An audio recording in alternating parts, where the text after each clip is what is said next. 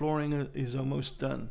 That's not necessarily what I want to talk about today, though, but briefly I'll mention it's almost done, about 5% to do, and not without its issues, but those issues will be dealt with further down the line as well, with like sealants here and there, skirting boards. You look at the skirting boards or baseboards. Oh yeah, that's right. It's a 5 mil gap. There isn't. You know, it narrows, it pinches. There's bits of wood underneath, and it's just the way they threw these houses up together. The accuracy just isn't there, which causes a lot of veering off a little bit here and there. That was the same with wallpaper, same with anything you do in these houses. This room is definitely more of the look and feel that was in my head. Even the light thingy will be changed. It'll be eventually, hopefully. I mean, if that works, it'll be flush with the ceiling. A LED disc light, and LEDs take less electric. I never really liked this. Feels, when I look at these, it feels like more like the reason why people are buying fancy shades is to hide it, like lamp shades, and it feels more like something out of the 70s. Right, let's get on to the subject matter of this video as the reason why I wanted to do a video, but I wanted to update you a little bit as well. So the Wallstad method, some of you may have heard of that. Those who haven't, you know, what are you talking about? What's Wallstad method? The Wallstad method is for aquariums, ecosystems. Hobbyists in the aquatic arena tend to come across this Wallstad method, and they're applying what they know about it. So at buceplant.com, there's a blog, and they're talking about Wallstad method. So I want to talk about that a little bit and put the link below. And certainly there's a lot of wrong ways to do an aquarium. There's a lot of right ways to do it, and there's no hard and fast rule to do it. If you're doing it a particular method, though, it's probably wise to stick to that method, not do too many things that are gonna get in the way of how you've already started. And for some people, it may surprise them that the Wallstad method for an established, excuse me, just get comfortable here, an established community tropical fish aquarium, if you want, just let's go with that for now. That doesn't necessarily need a mechanical filter at all. The Wallstad method actually eliminates the need for a filter.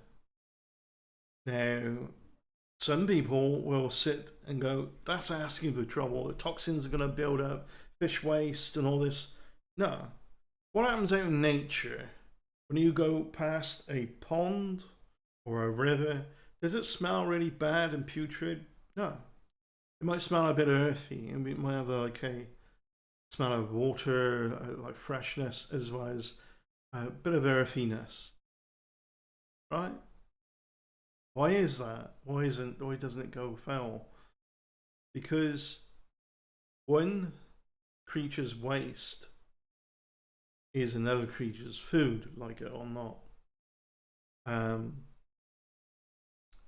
There's bacteria in the human gut, for instance, that feed on things, that help aid your digestion. It's not like they're there for that specific purpose. Like, come on, we need to aid this person's digestion. It's just bacteria is everywhere, good and bad. That is equated to be bad. It's just because it's not good for human biology, never mind other biology. But nature looks for that symbiosis every time. Every time there's too much of something, there's a lot that will utilize it. Oh, we'll get this into using a certain thing. Nature balances the things out in terms of if there's too much nutrients, nutrients, nutrition, as opposed to not enough, that can make things go wrong. That might sound like an oxymoron. Well, nature, be out in nature, plentiful nutrition, grow your own food and all that, so you might think, that's great. Of course it is, yeah. But when biology, the wildlife and all that has too much of one thing, it's bad.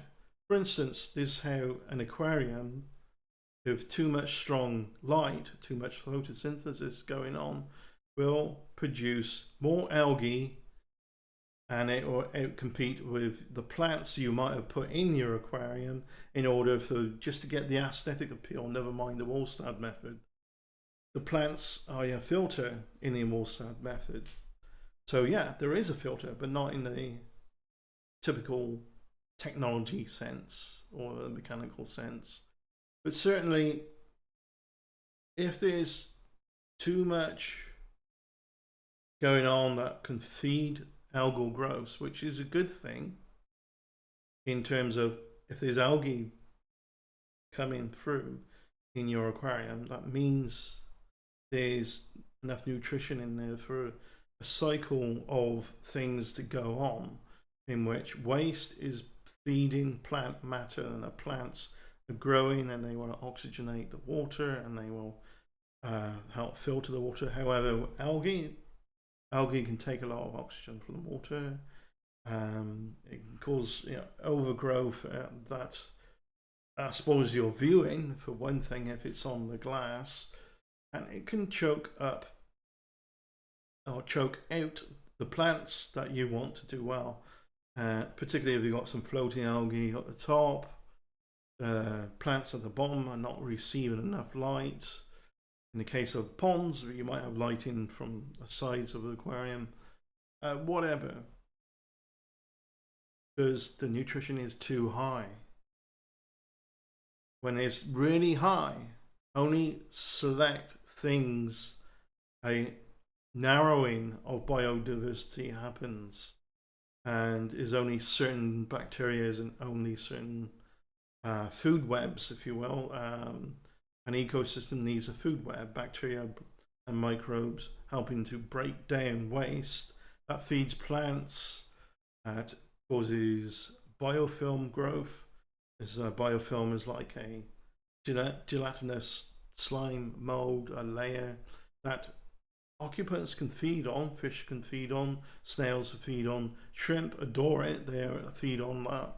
But if that's not happening in your aquarium, you're not going to feed those creatures. If it's got past that point and it's just, oh, the algae's doing really well but nothing else, then you got less biodiversity because the nutrients were too high in the first place.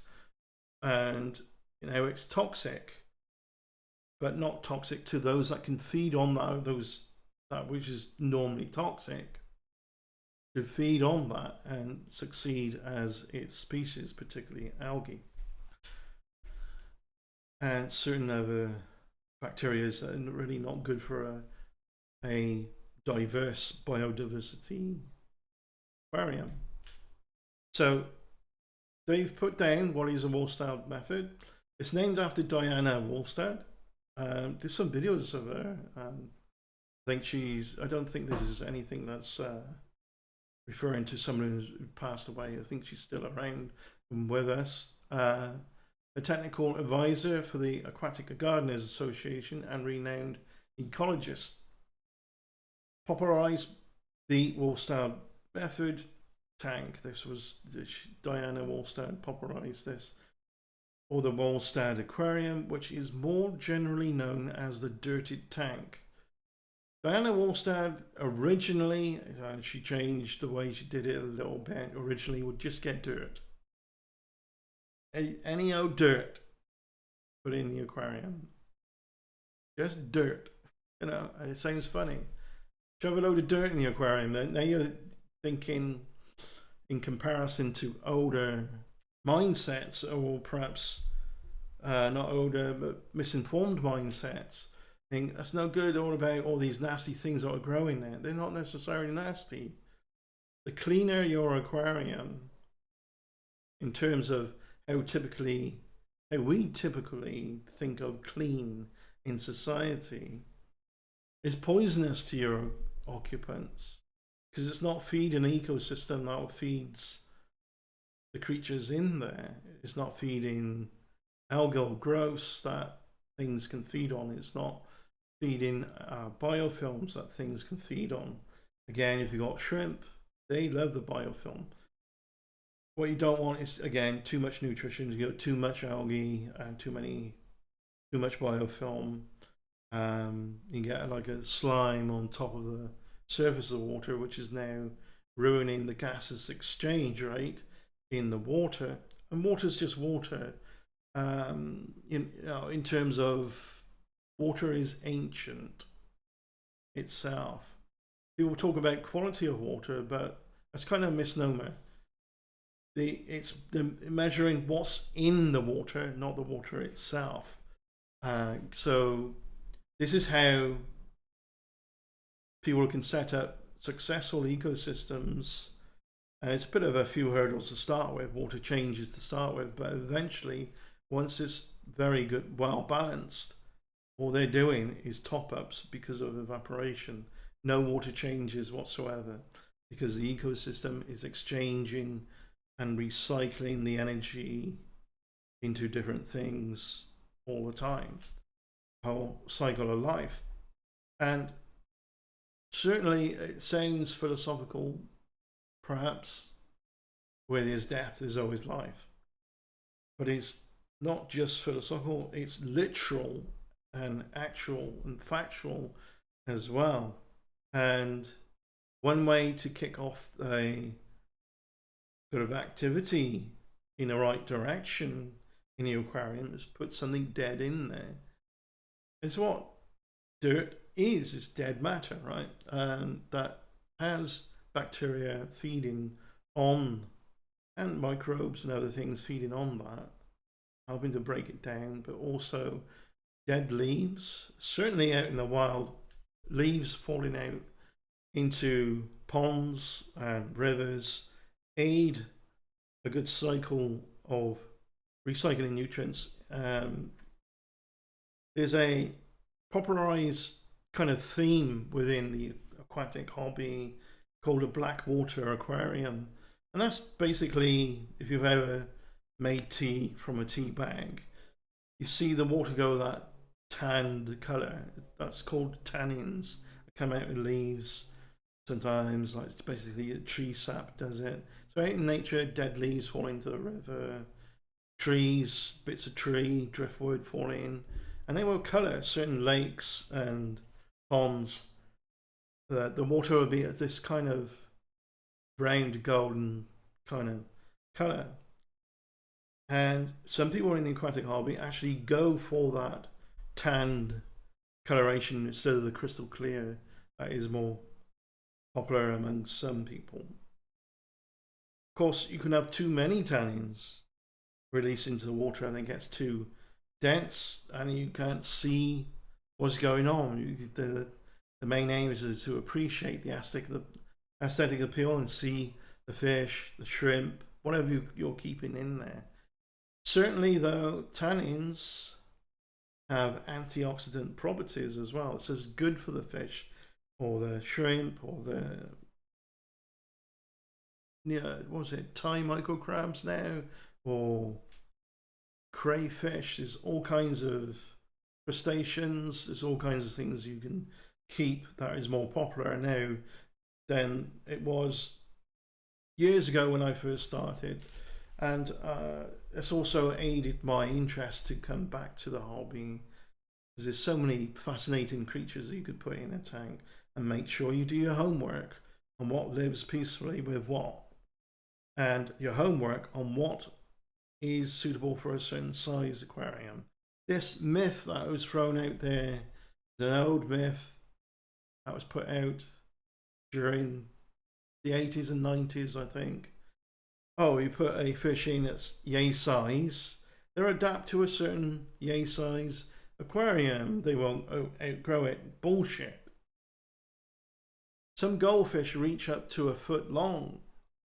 You know, they're slow growing and live a long time, but they will eventually outgrow, and they're better off in a pond usually, unless you've got room, time, and energy and space to have a massive aquarium in your home, and you wanted to put, I don't know, goldfish in, or comet tail goldfish as well. There's all kinds of breeds. Not the weird crossbred versions. I'm not a fan of all that. So the Wallstad method is a natural method for making a balanced aquarium or ecosystem that can almost completely self-sustain without a filter or regular water changes.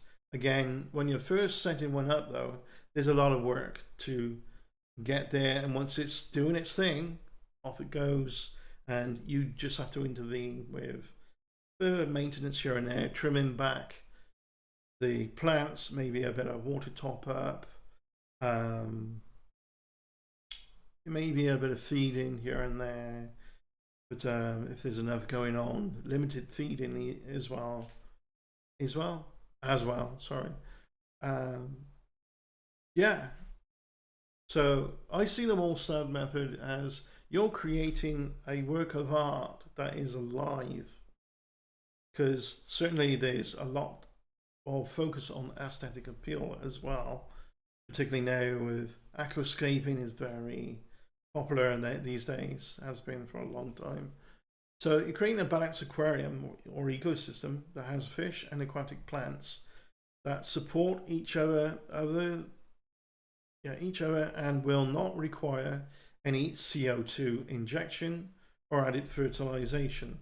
Now plants will soak up CO2 as aid, it's a nutrition, like for the plants.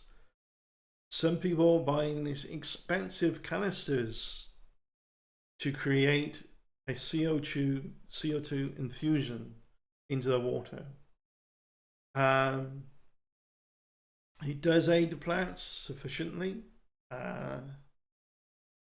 We'll get back to that in a minute. Let's put that on the shelf in a minute, because if you really wanted to do CO2, although it's not part of the Wallstad method,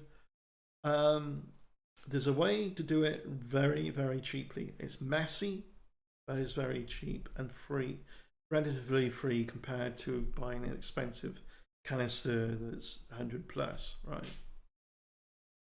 Okay, this means both your plants and fish can thrive with very little maintenance, if any at all.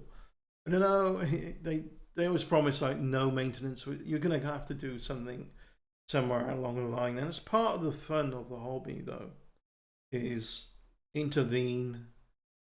Maybe occupants have babies, so you've got to take them out to protect the babies, or you take the adults out and leave the babies to grow up. Maybe you sell them off, or maybe you have another aquarium. All those things are part of the fun of the hobby. I bred Corydorus many years ago, and that was more like an accident. But we had these little tiny albino Corydorus, and very easy to breed. Swordtails, platies. We had those. Also bred some tetra as well. I think that was the vampire tetras or something. I forget which ones they were. Anyway, this method will allow you to perform less water changes, because aquarium plants will do the filtering for you. With the Wallstad tank, you may only have to do 20 to 50% water change twice a year, every 6 months, basically. Interested in starting your own low maintenance aquarium? Keep reading for a step-by-step setup guide for your Wallstad tank. So I will put the link below, but I'll read the article to you as well. How it works. The goal of this technique is to set up an aquarium where the livestock and the environment have a symbiotic relationship that helps the other grow and thrive. A crucial part of the ecosystem is ecosystem to work is aquatic plants. The plants will act as the biological filter for the tank, absorbing all toxins. This includes ammonia, nitrates, etc. This is emitted from fish, waste, and other decomposing organic matter. While these compounds are toxic to fish and shrimp, they serve as nutrients for plants. That is very important to understand. Again, there's an old saying is one person's junk is another person's treasure. When it comes true as one creature's nutrition and sustenance is another creature's poison. Definitely. Although in order for your plants to thrive, they all need their essential nutrients. A Wallstad tank provides plants with these nutrients through the use of potting soil, capped with crushed gravel or natural sand. I would prefer to use sand because it's finer. The gravel will produce too many gaps between it and you get too much nutrition floating up in the water column, which now you might get too bigger bacterial blooms, algal blooms, which will upset the balance a little bit here and there. So substrate, your nutrient-rich soil, on top of that, your sand to cap it off, aquatic soil or aqua soil, that is now known as. Different firms are doing the technology in different ways, but you have these tiny ball beads like bait clay, and they have a nutrition to them, a biological nutrition, but also they will soak up and accumulate nutrition within those balls. Tiny clay beads. It's almost like it can be charged up. It's handy to have that because it soaks in so much and releases so much slowly, so you don't get an overproduction of nutrients in your aquarium. Very handy to have. So I think like you find research the right kind of mix of a dirted substrate, and then on top of that a fine layer of aqua soil, and then on top of that sand, and rooted in would be your plants. So crushed gravel or natural sand as a 2-layer substrate. When setting up the tank, the 2 layers are used in the aquarium to prevent clouding. Again, they're capping the nutrition so it doesn't escape too much into the water column and you get algal blooms, bacterial blooms that can cloud your water. You're going to get a bit of cloudiness when you first start anyway, until the ecosystem finds its ideal balance. If you get white cloudy water, do nothing. Don't change the water. It's the worst thing you could do because you're just upsetting the balance. Particularly early on, make sure there's not too much light and so on. Anyway, they go on to say, once the plants are established in a tank, their roots should spread through the gravel sand cap, the sand cap in my case, I'll put sand in, and reach the soil where most of the nutrients are located. The soil will last long, continuously helping the plants nourish their environment. The soil will also get the right cycle going. It kind of like gets all that nutrition, doesn't necessarily get you all run out and used up by the plants. The rotting parts of the plants that may die off a leaf or whatever, bury that back into the soil. You're just recycling the nutrients. Prepare the potting soil. Soil selection is an important step because, number one, there are soils with additives that may kill your livestock. Number two, too many additives that may cause algal spikes. Or 3, the soil may lack fertilizers and the plants don't benefit from it. One of the most recommended for this method is organic potting soil that is unfertilized, such as Miracle Grow, Organic Choice, Potting Mix, or any other generic soil without chemical fertilizers. Again, you got artificial fertilizers. It's just gonna, it's too much, and you don't get that biodiversity. The plants are gonna die, and bacterial blooms, algal blooms, and the water is just gonna stink, and it's just gonna all stinky and putrid. So look out for those, your Miracle Grow and all these. The ones without chemical filters. After you've selected your soil, start sifting out larger pieces of it using a sieve or colander.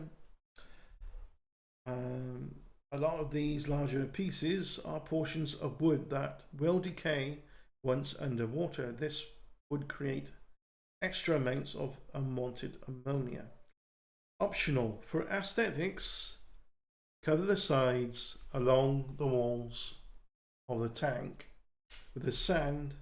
So yeah, just for the aesthetic appeal, you've got that layering. If you look at the side of the tank, you think, oh, you can, or any side, you can see where the different layers are. But if you bring the nutrients inwards into the center of the aquarium bit, the soil, and then cut that around, seal that off around the sides a bit, then all people are going to see is just like, it looks like the sand all the way down, but it's not. There's good nutrition in there. So it's just for the aesthetic appeal. It looks nicer.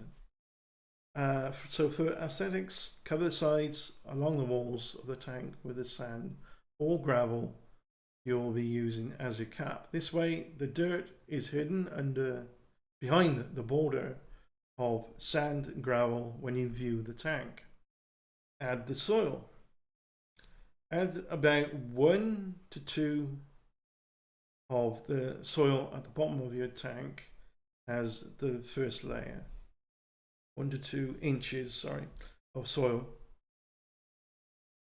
Different soils now have different higher rates of types of nutrition, and certainly the aqua soil again accumulates nutrients that slowly release as well. So 2 inches, you can get away with the right kind of mix these days. With 1 inch, if you think the plants aren't doing too well, you can always get root tabs now as well. You push them down in, but this is like the original template for the Wallstad method, which by today's new things and new standards and new discoveries, it's a good template to stick by, and it can be used and tweaked here and there by differences in like using root tabs. Root tabs, basically they look like a tablet, flat thing that you can break up and shove down next to your plants into the roots, and the plants feed on that. And then also some of it will just stay in the dirt until it's needed by the plants anyway, and it will all cycle around, right? So number 3, so you got your nutrition layer. We go number 2 for now. If you want to increase the hardness or pH of your water, you can also add some crushed limestone or other forms of calcium. You can get crushed coral as a sand as well. Coral sand is literally crushed coral, which will increase the hardness of the water. What that means is you've got dissolved minerals, calcium and stone into the water, which can aid creatures that molt, like shrimp. It aids them to be able to molt and then harden their next outer shell, their skin. Once you've got all the soil in place, soak it with some water to prevent air bubbles from forming when filling the tank. Cap it. Once the soil is added to the bottom of the aquarium, cap it off with 1 inch layer of sand or gravel. This layering of substrate will to keep potting soil in a place and prevent it from clouding the water when is displaced. So some people are doing like a lasagna layer. That's like you get the soil, aqua soil, sand, a little bit of soil, aqua soil as well. There's all different kinds of ways to do it, but making sure you're capping it though is very important. Making sure that nutrition isn't lost too much into the water column and really fouling the water and giving too much nutrition to things like overgrowths of bacterial blooms, overgrowths of biofilms, overgrowths of algal growths. That's not what you want. Unless you want to farm and grow algae for whatever reason, fair enough. Go ahead and do it. Once the soil is added to the bottom of the aquarium, capping it off with one layer of sand or gravel, the layer substrate will, to keep pot and soil in place, prevent it from floating in the water a bit when it's displaced. Now, if you use sand, it's recommended do not use sand that's too fine. Yeah, this can prevent some plants' roots from reaching the soil or create anaerobic conditions as the dirt can't release gas. Check out UNS contra sand borer for the right grain size. The gravel, what we really think of typical gravel in a aquarium, generally I think it's too big. But you can get finer gravel as well, which isn't too bad.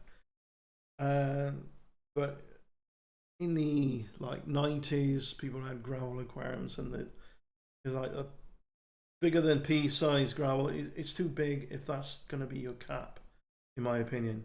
You want something finer because it creates too many gaps between each piece of gravel for the dirt to come up through, particularly if you've got fish that are very active. They swish around a lot and they're creating a water current that swishes through the gravel, and it touches that water movement, then touches the dirt, then it wafts up through your gravel. It's no good for a maintenance of a balanced ecosystem because there's now too much nutrition in the water column.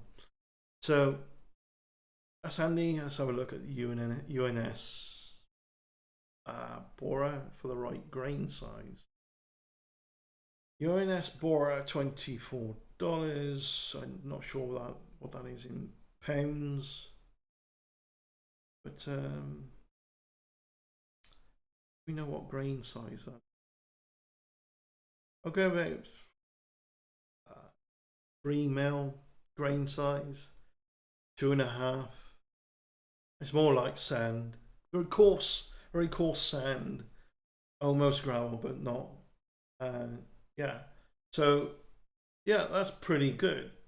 Because when you say gravel, I think most people think of like as larger gravel size. At least I do. That's good to know that that's the grain size. If you use gravel, you may want to cap it with 1.5 inch of it to ensure no soil will escape bottom. So again, it's all about capping it off and having the plants use it, and any excess that might leak out here and there can go to the water column. And that's where it's also good to have plants that they're called rhizomes. They have a root system that is rhizomes, and these take nutrients straight from the water column. They don't need to be rooted in the dirt or the sand, and you can anchor these to driftwood. So moss is a rhizome plant. I forget the name of it.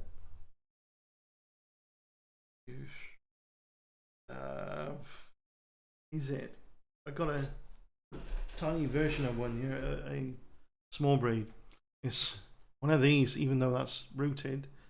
It doesn't have to be rooted, but I got that growing ready for when I get an aquarium going, and keep that alive. We've got some moss here as well. There's got some floating plants as well. Floating plants are rhizomes as well, because got a floating plant and there's a bit of root there. Takes nutrients straight from the water column, which is very good actually, because you're keeping the potential of too much production of nutrients getting in the way of other things doing well. Keeping it down, you're filtering your water via the plants. Now, some people have used so many plants, so many variety of plants, and they got to a point of, why don't I put plants in there that produce food that people can eat? And they've done that. Some people have used grown strawberries out of their ecosystem. Some people have done garlic, lettuce, cucumber, sweet potatoes in a really, they probably want a huge tank for that. But they've done it in a way in which it can route from nutrients in the water column to pot it actually at the top of the aquarium is kind of like a filter system, but not. Most of the nature is doing the filter anyway. You can get an air stone through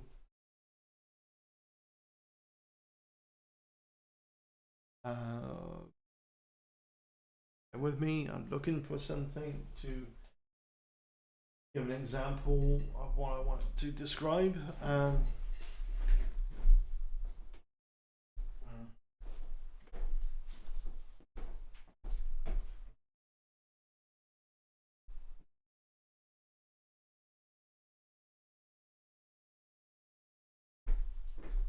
Okay, everything's a bit chaotic at the moment, so just bear with this. I've got a much narrower circumference of one of these, but this is a acrylic tube. Imagine one that's much narrower. Put an air stone down through and creates a water movement up through the tube. At the top here, now I'm going to be designing a custom build top, which will have the water travel through into areas that I have plants where the water will gather to, feeding those plants, growing those plants, and then it drips back into being filtered and then drips back into the aquarium. So that's going to take a while just to do that as a project, but once I got that sort of in place, maybe I'll upload a video on that. I would like to show you each step of the way, but so much going on. We'll see. So yeah, that's what they're saying so far. That fine gravel, if you use gravel, cap it off. If you're using the dirt, you may want to cap it off 1.5 inch to ensure no soil will escape. Scape it. While the main purpose of the Wallstad method is to create a natural ecosystem, you can still make it look like a masterpiece. Throw in aquascaping driftwood, rocks, dripping all rocks, or both, to mimic scenes found in nature. The livestock will also enjoy swimming through and around the hardscape. 5. Plant it. It's important to plant heavy. The more aquatic plants there are, the faster they're growing, the more toxins are absorbed out of the water column, ensuring a safe environment for the fish or shrimp living in them. If you want to plant heavily, there's no want there, what am I doing? If you plant heavily from the start, it will minimize chances of algal growth, because this is a thing again. If the plants are doing really well, that's going to outcompete with the nutrition, the competition for nutrition with algae. All right. So if there's too much nutrition, algae would take over and choke your plants out because they won't get access to enough things in the chemistry going on for its food, and the algae would just take over and eat up everything, including oxygen and gases. Gas exchange will go out of balance, and now your plants are going to be dying, but algae is going to go, hey, this is good. Party time. Yeah. The Wallstad method, low tech, fast growing, and floating plants are highly recommended. Low tech plants would have an easier time surviving in these conditions, while fast growing plants and floating plants would continuously take up the ammonia and nitrates when present. Some specific plants for the Wallstad method are Java fern, Buse philanthra, Cryptocorin, Echondorus, I'm not sure I'm pronouncing these right, Holmort is very fast growing, Copa, Hydro, Cotal. I have no idea. I don't come across these kinds of words normally. Red root floaters are good actually as well. There's a picture of red root floaters there. And as the name suggests, it's a floating plant. Water lettuce. Add LED lighting. LED lighting is necessary for plants to grow to make sure there is one ready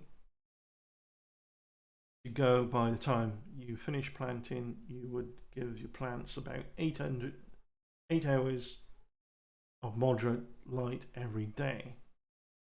When I had the vase going, some of you have seen a video of, there's a day and night cycle to the lighting system I used on that. And I think that's a good idea. It's more akin to what nature's doing. It's not daylight 24/7 over the majority of a planet. If you go to one of the poles, it's a little bit different. I think it's North Pole. 20-hour day light. Hang on, find out a bit more about that. That's interesting. I find that interesting. Midnight sun, also known as polar day, is a natural phenomenon that occurs in the summer months in places of north of the article.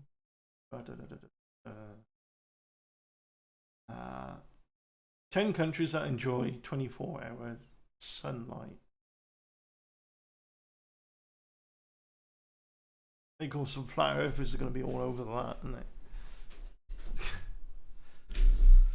Every summer, the Earth's northern hemisphere tilts closer to the sun, experiencing more warmth and longer hours.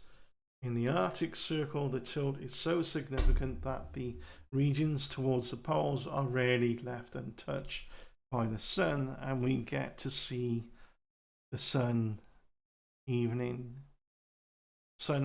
at midnight. Yeah, but again, there'll be variations in it. You want lighting 24/7. Even nature still does variation, brighter some hours, darker others. But it's a pretty good lighting system. I think I think it's a good idea of the programmable lighting system. And go day and night cycle is really cool. So 8 hours of light at the most, I guess. And once the plants are used to whatever the cycle is in the lighting you got programmed, they get settled in with that routine as well. They know what to expect, so to speak. Yeah, and I'm referring to plants as if they're thinking. How do we know they don't? The biology of the plants will adapt anyway.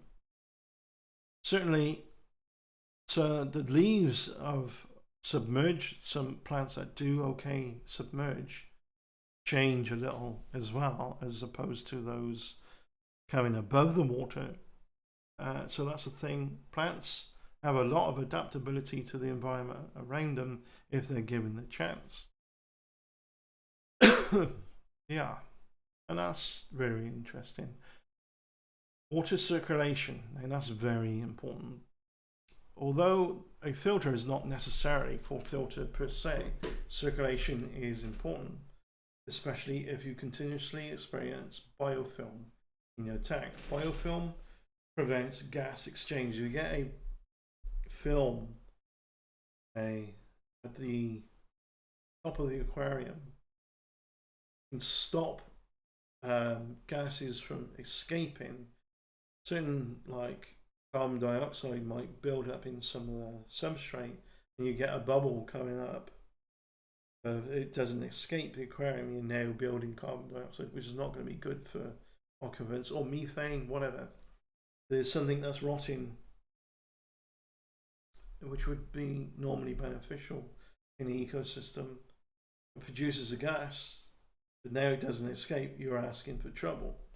So surface agitation helps break all this down, the biofilm, as well as get the good gases exchange going in your ecosystem, which will aid the occupants to get enough oxygen for their gill membranes or however they process the oxygen in the water.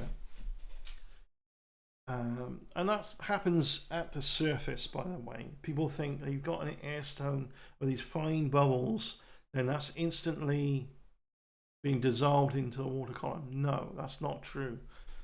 What's happening is, the air is pushing water around out of an air stone, but the moment it pops at the surface, that's when even though that's air being blown into the water, there's air coming into the water when you're breaking the surface tension.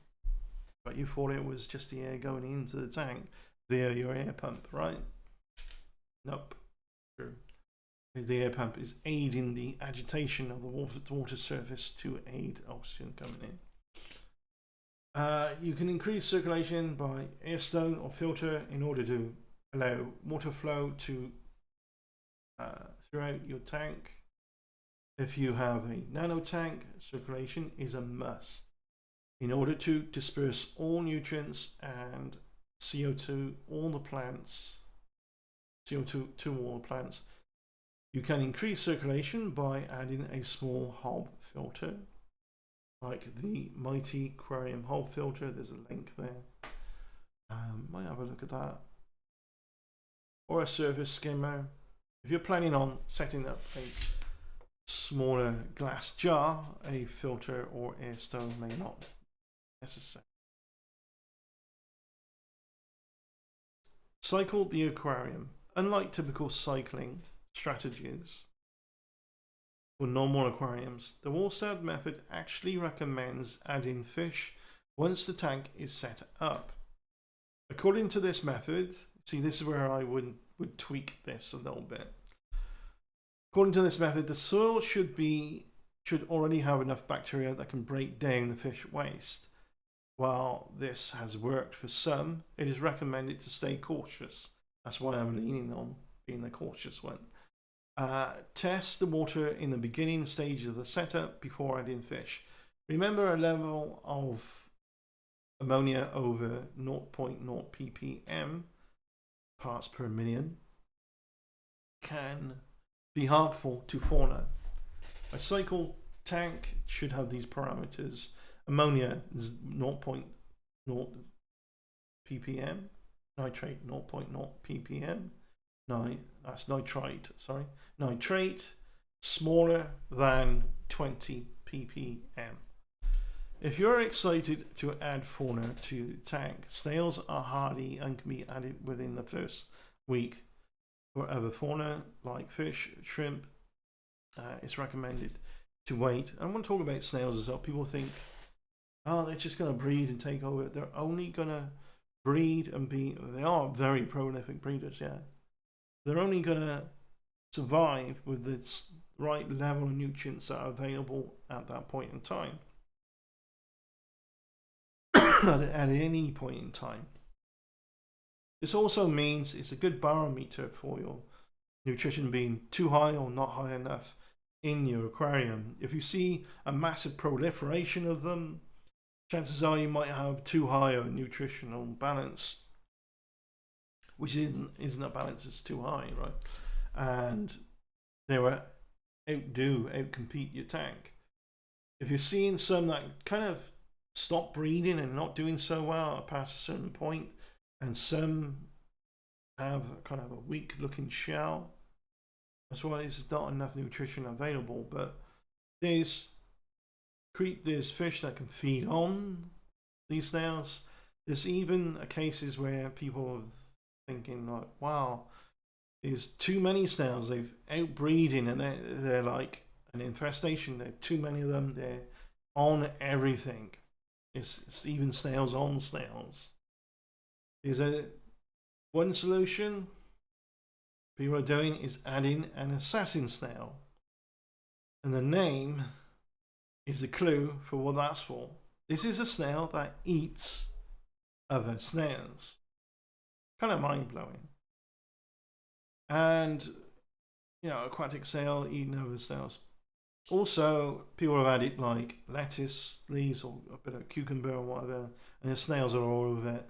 You remove that, and take that away. Anything you're removing from your aquarium that's got some biology or had some biology to it, you're essentially removing nutrients from that ecosystem, because everything's cycling around being in one form or another, right? But it may be good to remove sometimes, especially if you feeding anyway. When you're feeding, you're adding nutrition to the system. Whether they eat it all up or not, it's still going to be added to that system. And some of it will, depending on whether it's eaten up within 5 minutes or less, or mostly left alone, and then it can rot, and other things like bacteria feed on that. Now there's a biofilm growing, and shrimp come along and eat that instead of your fish. So it's all about the cycle of the circle of this nutrition.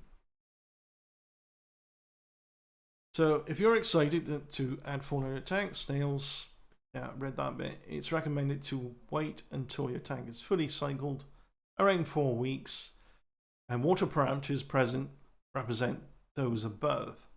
The Wallstad method recommends choosing species that remain small and not aggressive, which is ideal for me. I want small species that are not really that aggressive. You might get some mild aggression from a sparkling gourami, looking at possible keeping of those. They're fascinating creatures, and they also have an audible sound that they were called a croak, but it's not necessarily croaking. I do a separate video on that. Fascinating little fish. So relatively non-aggressive then. The most popular choices are freshwater shrimp and snails, because they can help control excess algae.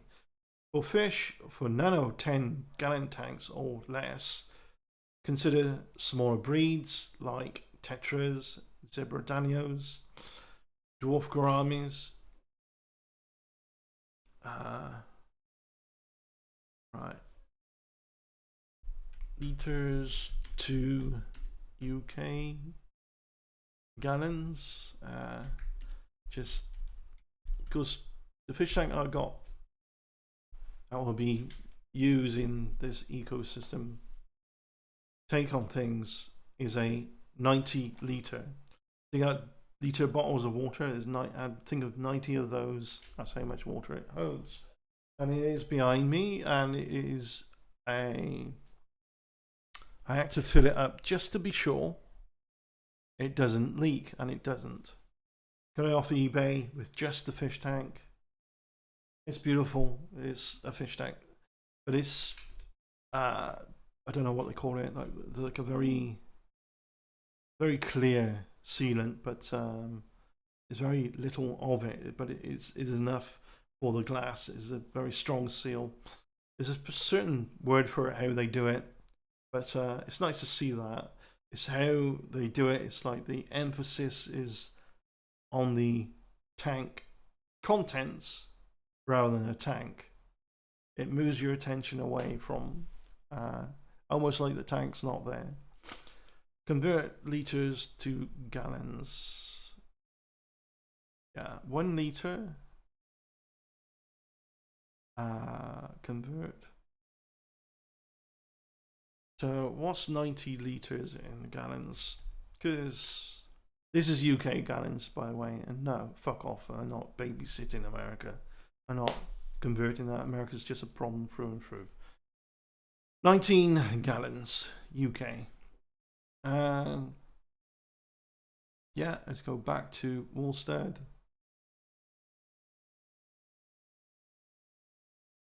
Countries. Where's the right link? I lost it. Oh, there it is. So yeah, Wallstad method recommends people species help control algae. So for what was it again? 90 liters is 19. So I got more than a 10 gallon. I got nine gallons over that, and 9 point something over that actually. So fish for a nano 10 gallon tank or less. Consider small breeds like tetras, zebradanios, or dwarf gouramis.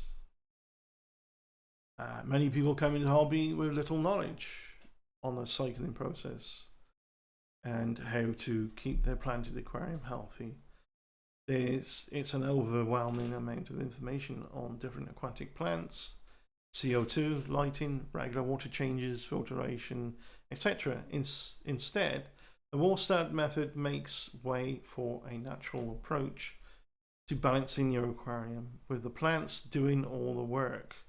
All you need to do is top up the tank once in a while and focus on creating water movement. And sure, if you think some plants are too efficient, like outdoing growing real quick past a certain point while they are in there to get the cycle going, replace them with something that's slower growing by all means, because once it's kicking away, every plant is going to do well anyway, or should, providing it's, if you think of things of temperature and the water hardness and whatever, it's generally, and the amount of light that plants need. Different plants do well in some situations than others, but you start off with the hardy plants, particularly those that take nutrients from the water column and don't need to be rooted, very hardy. But also you need some rooted plants in there. Is a very good idea. So there's also a dark start method. I think Diana Wallstad came up with that as well.